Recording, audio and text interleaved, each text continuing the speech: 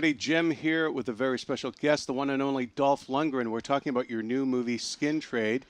This is Tony Jaa. This is your first time working together, right? You know, actually, I worked with him on a Thai movie. That's how I met him, and that's how I got this film financed, because his management knew somebody who financed Skin Trade. So I did a little film with him last year in Thailand, 2 years ago in Thailand. And obviously, he's a fantastic martial artist, great guy. And he also is a good actor, and you'll see more of that in this picture. Now, this has been a real passion project for you. Can you tell us a little bit about how this project, what the impetus for the story was? I understand you saw something in the news. Yeah, I read this article about a van full of Mexican girls who were being smuggled to the U.S., and the smugglers left them in the desert somewhere in Texas, and they all died from heat exposure. So there is a scene like that in the picture, and that it was something that came to me like, this is a great subject matter for a film, very emotional, and I started writing a script called Skin Trade. Now, you also you have an amazing cast in this movie, because coming up here in the background, that fellow there with his arms crossed in the suit, tell us, who's that guy? That's Michael J. White, who's a friend of mine, martial artist, a great fighter. And he has a great role in this picture. He has a really kind of duplicious, kind of an interesting, deep character. And here on the left, you see that guy standing up there? Yeah. That's Peter Weller. Holy cow. The original RoboCop himself. Yeah, we got RoboCop and Spawn in the same movie. Same room. Take and that, there's fanboys. Masters of the Universe right there. Yeah. He-Man, yeah.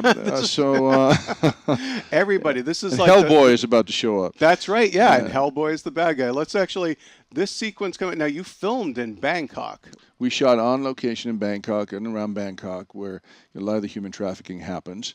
And, you know, it was really cool to shoot there, beautiful scenery. The people were very helpful. You know, the crews are good there because they do a lot of Thai movies. So it was actually a good experience, really nice. Let's talk about this guy right here. Speaking of Hellboy. Speaking of Hellboy, there he is. Ron Perlman. Ron Perlman. He's, what kind of, he's a gangster? The one and only. Yeah, he plays a Serbian gangster who runs a lot of businesses. One is human trafficking. And he does a great job of showing this guy as a real person. You know, he is a bad guy, but what happens in the film is this is his youngest son and is left there in the film, and I end up killing this kid in the shootout in the beginning. I play a police officer, and he is involved in we're involved in a sting operation here in the port, and Ron then takes revenge on me, and that's what kicks off the whole film, really. Yeah, Perlman seems like a guy you don't cross. No, unless you got Tony Jaa on your side, of course. Right. At least there's some chance of surviving. Oh, no, yeah, okay. We get to see Michael do his stuff here. Yeah, and there's a that guy's one big Australian mofo. Tough, that Michael kicks his ass right there.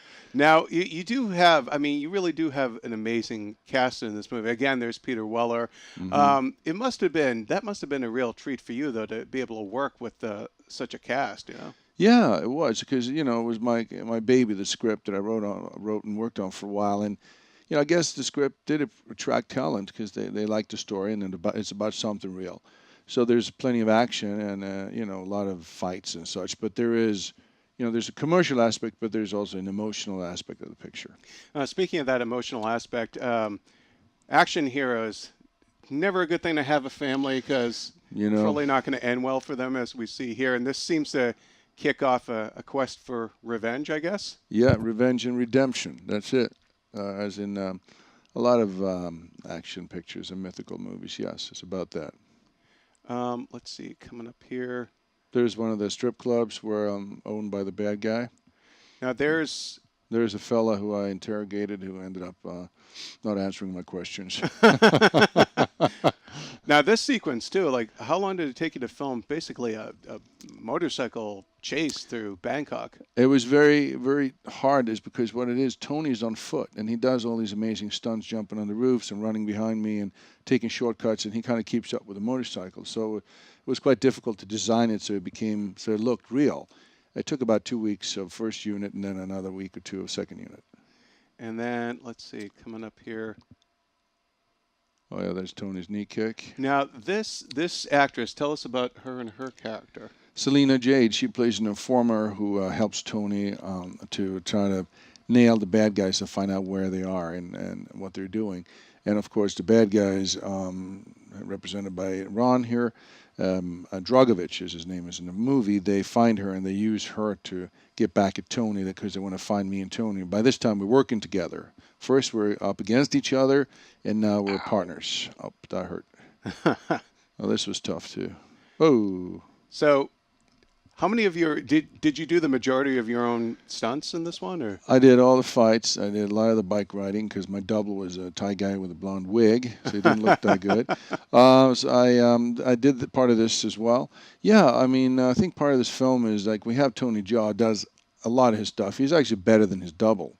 He just puts the double in when he gets tired. That's what he does to his double. Well, right yeah, you know, I think that's one of that was my agent. Well, no. Wishful thinking. Just kidding. Sorry, Brett. And then this is basically you're taking out, I assume, the bad guy's restaurant or club. Yeah, that's the restaurant owned by Dragovich in the States, where I find information where to find him in Bangkok. And this is part of the final battle here when we corner him at this military airfield in Cambodia. Awesome. All right, folks. Thank you so much for being able to come in and talk to us about this film. You can catch it on demand in iTunes April 23rd and in theaters May 8th. Great, Thank you, man. Dolph Lundgren. Thank you so much. Good questions. Appreciate it. Thank you. Enjoy the movie.